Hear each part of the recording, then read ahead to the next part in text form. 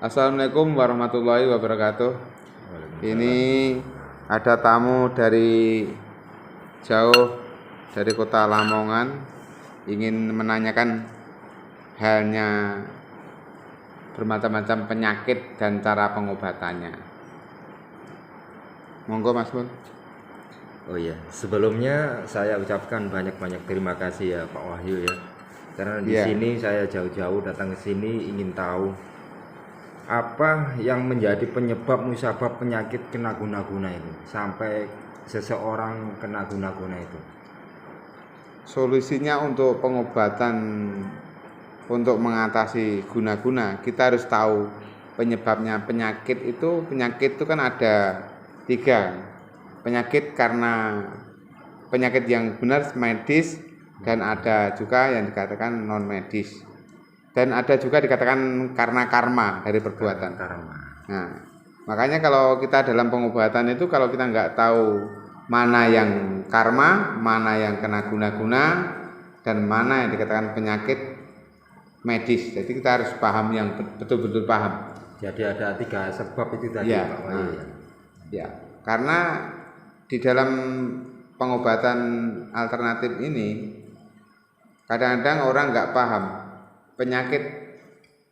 Kadang penyakit medis dikatakan non medis, itu kan ada penyebabnya kan. Kadang-kadang dalam pengobatan kadang-kadang orang ini yang penting ini saya punya penyakit ini, tapi kadang-kadang orang-orang yang pengusahanya nggak tahu yang ibaratnya ini penyakit medis kan. Tapi kadang-kadang orang melihat penyakit ini non medis. Sekarang kalau penyakit biasanya kalau yang yang kronis atau penyakit yang lainnya yang medis, kalau kan biasanya kan langsung nyaranya kena saraf otak kan.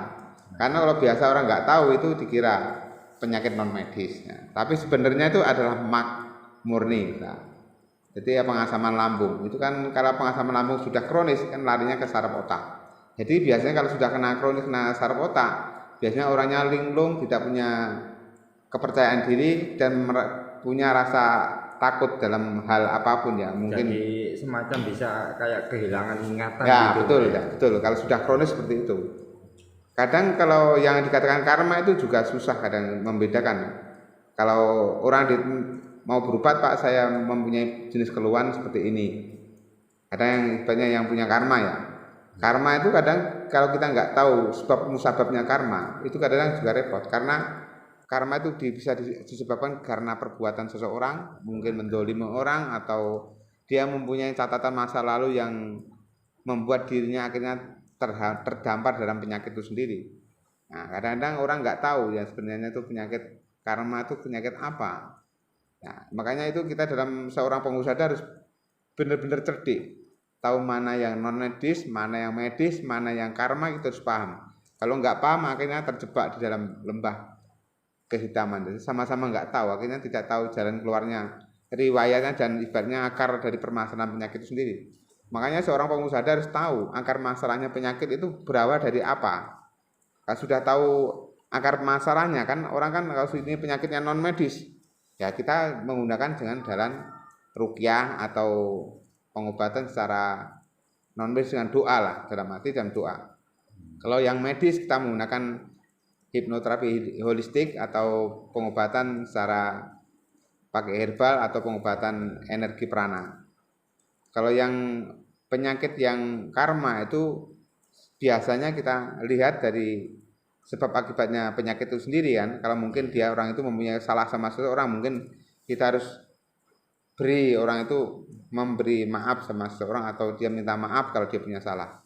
Jadi kadang-kadang kita harus perlu yang sangat serius sekali untuk pengobatan. Pengobatan itu kalau alternatif, kalau kita nggak paham benar, kadang-kadang salah arah lah, dalam arti salah melangkah. Makanya kadang-kadang kenapa kok orang ini berubah ke tempat sana kok cepat sembuh, karena bisa menyelesaikan akar masalahnya. Kadang kalau berobat ke tempat sana kok nggak sembuh-sembuh, kadang-kadang 2 kali 4 kali perjalanan kok nggak sembuh. Ini kadang-kadang stroke yang di sana nggak sembuh, di rumah sakit nggak sembuh sama berapa bulan, tapi ke sana kok sembuh ya. Itu kita bisa tahu akar masalahnya penyakit, asal usulnya penyakit itu sendiri. Kalau sudah tahu itu kan kita enak dalam arti untuk dalam pengobatan. Keduanya, kalau kita seorang pengobat atau seorang pengusaha memang benar harus sangat religi sekali. Karena apa? Mendekatkan diri sama Tuhan, Allah itu harus sangat kuat sekali. Keduanya, kita tidak menginginkan ibaratnya terlalu melihat materi dunia. Karena apa? Kalau kita sudah seorang pengusaha dan nanti kita melihat materi dunia, itu keilmuan kita untuk kesembuhan seseorang itu kurang akurat begitu. Kurang akurat. Oh iya Pak Wahyu, ini ada pertanyaan lagi dari saya.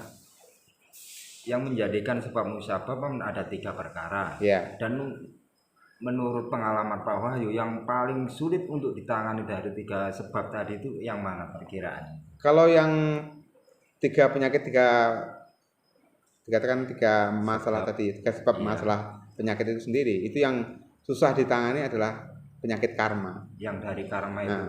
Karena karma itu kalau kita nggak jeli benar, karena kalau melihat karma itu harus kita bisa melihat masa lalu dan masa sekarang. Kan sebab akibatnya kan, kalau karma kan sebab akibat dan musabab kan. Iya. Kita harus tahu jelas sebab musababnya terjadinya sampai kena karma. Seperti perbuatan orang kita masa dulu waktu masih muda, kita mendolimin orang atau mencelakai seseorang biar celaka, dia punya bisnis kita celakai ya. Itu kan berbuahnya bukan saat sekarang, nanti setelah nanti entah umur berapa. Lah itu kadang kita harus tahu seperti itu. Oh iya, jadi ingat sesuatu atau sama seseorang lah banyak aku temui di mana-mana itu. Memang terkadang kalau saya rasakan itu banyak orang yang merasakan baratnya kena musibah itu banyak yang nggak nyadar apa salah saya, apa dosa saya. Ternyata itu tadi ya, betul. Dari buah karma yang ditanamkan seseorang itu tadi. Oh gitu. Makanya kadang dalam bahasa Jawanya kan ngunduh wae pakerti. Ngunduh wae pakerti. Jadi kita berbuat suatu saat kita akan menuainya. Entah kapan. Karena karma itu kan melihat dari suburnya kita tanam. Dalam berbuah itu kan nanti hasil dari buah karma itu sendiri akan muncul itu nanti. Dikatakan nanti ini sudah saatnya masak, karma akan kita unduh, kita ambil ya, kita harus menerimanya. Makanya kalau pengobatan ini yang karma itu yang kadang-kadang orang sulit.